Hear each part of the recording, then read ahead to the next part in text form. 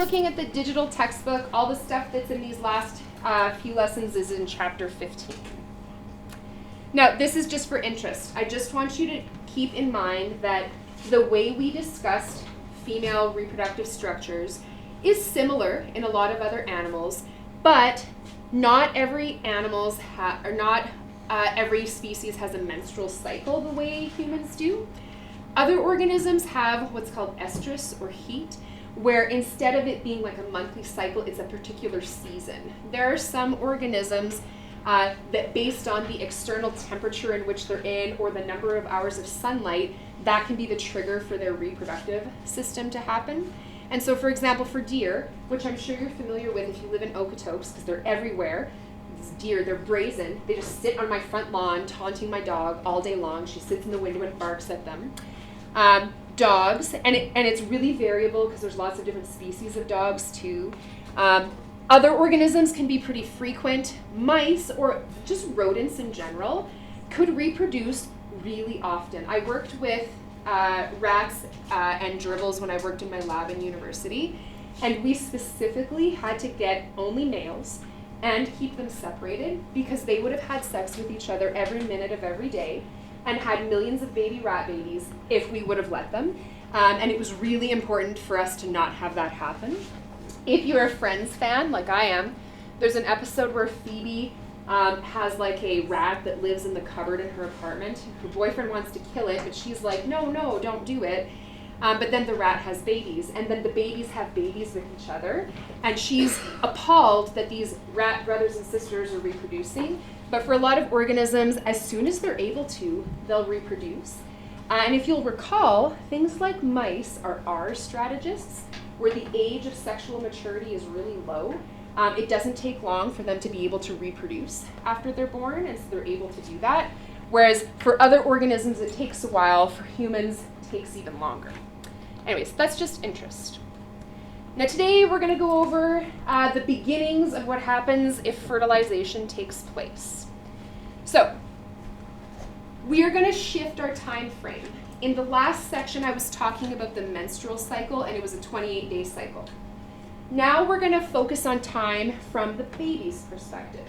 So where I'm saying week 1, this is week 1 for the baby, which is not the same as the beginning of the woman's menstrual cycle, okay? We're going to focus on weeks 1 through 8 first, because that is where all the good stuff happens. And then we'll focus on the other weeks after that. Just so that you know, it's about 40 weeks, and I have to say about, because there's really not a set amount of time for which a woman is pregnant. It can be shorter, it can be longer, and doctors don't have a lot of good clues as to why. One of the things that makes it tricky is it is almost impossible to measure the moment of conception, but they have lots of technologies they can use to measure sizes of things, but even that isn't perfect. And some babies are just ready sooner, and some babies just take a little bit longer. Anyways, so I put all these time frames here so that you have a good idea of where we're at. So day 1 of the first week, this is day 1 for the baby, that's when fertilization would occur. Fertilization is the union of male and female gamete to form a single cell containing 23 chromosomes from each parent, 46 in total. So I'm going to remind you of a bunch of chromosome stuff, right, because that comes back into play here. We reminded ourselves that meiosis happens in the ovaries and testes. We learned about it way at the beginning of the course, but it applies here as well. So an egg is released and swept into a fallopian tube. So if you look at my picture, bottom left, there's like a little round circle. That's the egg being released. So if I think about for the woman what's happening, this is day 14 of the woman's cycle. The egg is being released, ovulation. So the time frame for the baby is like a 2-week shift from the time frame for mom. Okay, so day 14 of the mom's cycle, ovulation day, that's when fertilization is going to happen, within a day of that. Now the movement through the fallopian tube is slow. It takes several days for the egg to be swept along and moved all the way to the uterus, because remember, the egg is not mobile, not like the sperm. The egg has to be fertilized within a day, so 12 to 24 hours. If it's not, that's the end of the road for the egg. okay? Disintegrate, the end, it's not going to continue. Now sperm, see at the bottom of the picture, it looks like maybe it's just an accident, but that's one tiny little sperm. Now, remember that there would be actually a bajillion of these little guys, but I'm just representing just the one sperm here. This is the one that's going to fertilize the egg.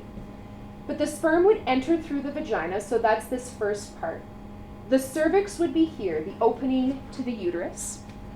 The uterus is this cavity here. And then it would pass through the fallopian tube. Now this guy, because he's the successful sperm, is going to turn left and go down that fallopian tube. But remember, a lot of the sperm will go the wrong way. They'll go down the wrong fallopian tube. They'll try to fertilize the wall of the uterus or the cervix or something else. A bunch of sperm also are destroyed by the acidic environment in the vagina, which is a protective thing against bacteria. So lots and lots of sperm don't make it that far. Now, so far, does anyone have any questions they want to ask here? Okay. Oh, right, I can't do that. What am I doing? So, for fertilization to occur, the sperm has to penetrate these two layers that are on the outside of the egg. One of them is called the pellucid zone, the other is the corona or corona radiata. It's just the outer layer of the egg. And it needs to do this with its acrosome. So a few lessons ago, we talked about the structure of sperm. Sperm have a head, a midpiece, and a tail. And on the head, right at the tip, there's the acrosome. The acrosome has enzymes that help digest the outer layers of the egg so it can penetrate. When a sperm enters, it depolarizes the membrane, preventing others from entering. So there's a protective mechanism there so that only one sperm is going to penetrate the egg. So if you take a look at the picture, see here's the acrosome, and we can see that it's being released, kind of the same way a neurotransmitter vesicle releases neurotransmitter into the synapse. It approaches the edge and then opens. So this is exocytosis. So all those little dots are all the enzyme. The enzyme is breaking through the outer layer of the egg. The purple part is the nucleus, because that's all the sperm is contributing. Just its nucleus, just its chromosomes. The egg, if you'll recall, is the one providing all of the cytoplasm, which is why asymmetrical cytokinesis was so important.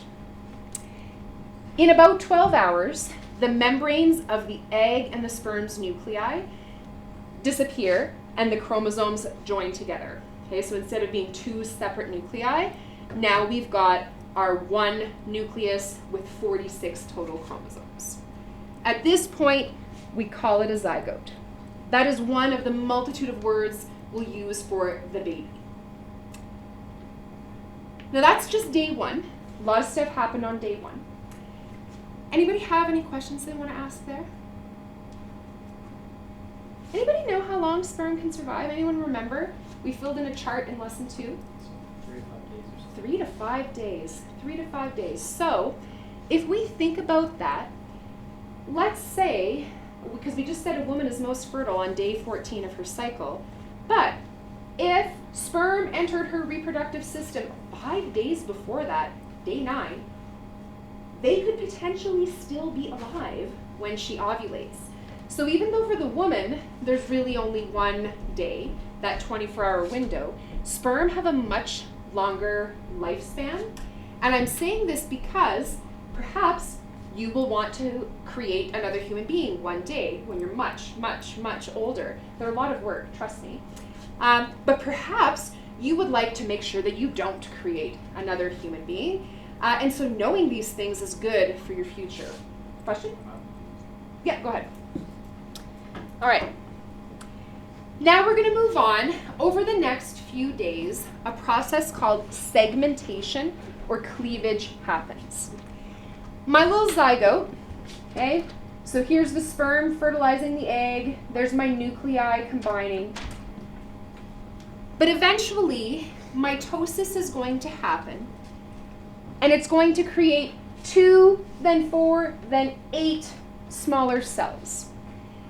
The distinction here is I'm not making cells that are all the same size. I'm taking my one zygote and just cutting it into segments. That's why it's called segmentation here.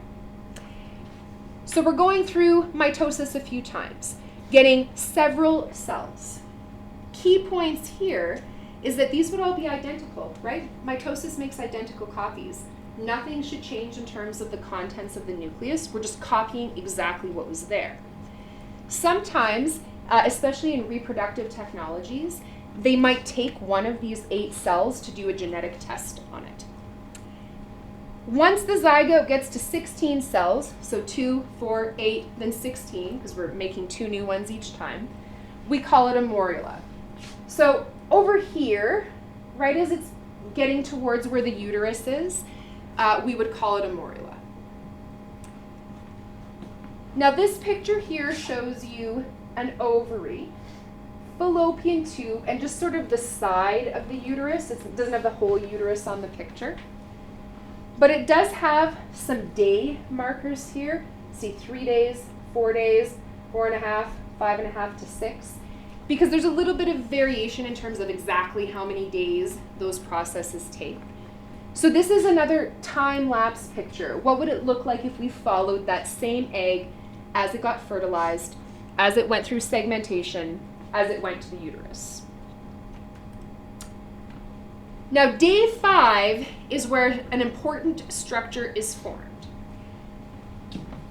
It's right here on the top picture, but I made it bigger so that you could see it, because this is something that might show up. Like I've seen this on a diploma question. Around day 5, we have a structure called a blastocyst. That's this guy, blastocyst. It's 8 on this smaller picture, but I just made a bigger one down here. The morula, which had 16 cells, fills with fluid, and we get sort of 2 groups of cells forming. This structure is in the uterus. So notice this was the end of the fallopian tube. Now we're in the uterus. It hasn't implanted yet, but that's where it is. There is a group of cells, this pink outer layer, called the trophoblast. Eventually, it will turn into something called the chorion and then the placenta, which will allow exchange of nutrients, so stuff the baby needs, waste, it needs to get rid of oxygen, glucose, that kind of stuff. But it can also exchange substances that are bad. We're going to talk about teratogens a little bit later, but these are things like alcohol, things that could get through to the baby that could harm it. The other clump of cells where we got the blue and green here, that's the inner cell mass. That's the baby, okay? Embryo is the next word we'll use to describe the baby. First it was zygote, then it was morula. Now we're going to call it the embryo, which is made up of the inner cell mass. Now, does anyone have questions they want to ask there? Okay. Still talking about the blastocyst, so these are the same pictures that were there before. The trophoblast, so the outer pink layer, secretes a hormone called human chorionic gonadotropin, okay, HCG. Much like human growth hormone, it's got the little h in front of it to specify that it's the human version of it. This is the hormone that pregnancy tests are often detecting, and it has the same effect as LH. LH causes there to be a corpus luteum. So the corpus luteum is maintained. Instead of it disintegrating and becoming super small, it stays and continues to release estrogen and progesterone. This prevents menstruation. It's a good thing. When estrogen and progesterone are high, the uterus is thick. Only when they get low is the lining of the uterus shed. In about the 4th month of pregnancy, the placenta will secrete those hormones, so we don't need HCG anymore, but until that point in time, it plays a role. And then, lastly, implantation. So between the 5th and 7th day after fertilization, the blastocyst will attach itself to the endometrium, the inner lining of the uterus, because it secretes enzymes to digest just a little bit of it. That is implantation. So So all of that exciting stuff happened just in the first 7 days, so just 1 week, and the pregnancy lasts for 40 weeks. So tons of stuff happening right at the beginning, which is a point I want to reiterate. Oh, do I want to keep going? I'll just pause here. Does anyone have questions they want to ask so far? Okay. Then I think the last thing we'll talk about today is the idea of gastrulation. Perhaps we'll save this video for another day because I want you to have time to work on the practice problems too. But gastrulation is kind of a complicated process. A bunch of stuff is happening, cells are moving. So I've put this picture here not because you need to be able to describe the steps of the process or redraw this picture, but just to give you some sort of visual about what is happening. So during the second week, the inner cell mass changes. So this was my trophoblast. Here's the inner cell mass, and instead of being right at the edge, there's a bit of a cavity that formed. So a space is formed, the amniotic cavity. It wasn't there before. This will be the place of development of the embryo. This is where the amniotic sac will form. Now this clump of cells here turns into what's called an embryonic disc. And for a variety of reasons that are a little complex to explain, the cells start to migrate. They start to move. And because they move, see if you follow these arrows, it ends up forming 3 layers of tissue. And that is the thing that you need to recognize. We get something called the endoderm, something called the ectoderm, and a third layer called the mesoderm. So if I look at the names, endo, inside, meso, middle, ecto, outside, okay? So that's how you can relate those 3 layers. These are called the germ layers. And those are the 3 things that most questions about gastrulation focus on, not the specific steps, but rather what's the result of the process. Now, we're going to call it a gastrula instead of a blastocyst at this point, but it's still just the baby, right? First it was a zygote, then a morula, then a blastocyst, now it's a gastrula, but it's the thing that is going to be the baby. Now, a distinction that we need to make here is this. It's only at this point that morphogenesis starts happening. In other words, events that will form distinct structures. This is when cells start to differentiate. Until this point, they're all the same. They're all identical. There's nothing different about any of them. Any of them could become anything. But after this point, they start to become different. A cell acquires a particular form. The cells that are part of the ectoderm are only going to become specific types of tissues. The cells that are in the mesoderm are only going to become specific types of tissues, and so on. So the point where I wanted to end is this one. It's my last slide for today. I'll just leave this here in case you need to reference it. There are some practice questions for lesson 5 on your sheet. If you would please take a peek at those. You have, what do you got, 13 minutes of time left. Should be enough time to get some of them done, maybe not all of them. But please do them so that we can go over them tomorrow in our class.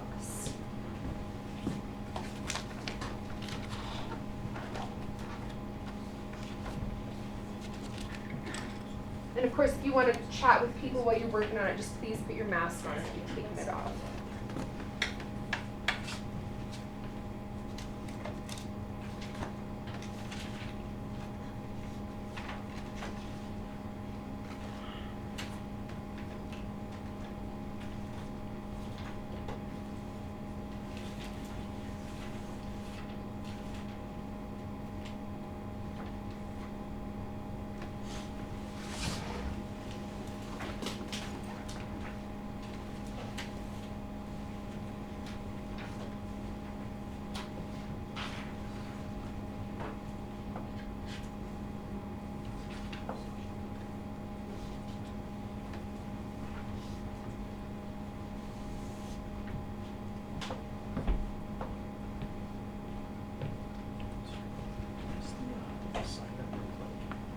the assignment outline. I'll just put it up on the screen here. Did you note to us from the class? Okay, so this is the assignment outline that has all the practice questions on it. Okay, so it would look like this, and then the practice questions just sort of follow and go onto the back of the page. The thing that's due tomorrow is the multiple choice questions, which I think you had already, right? So that is the assignment outline. Right, that comes in here. So we are on this slide. And then this that you're going to hand in is the multiple choice that we see is in right there. Okay.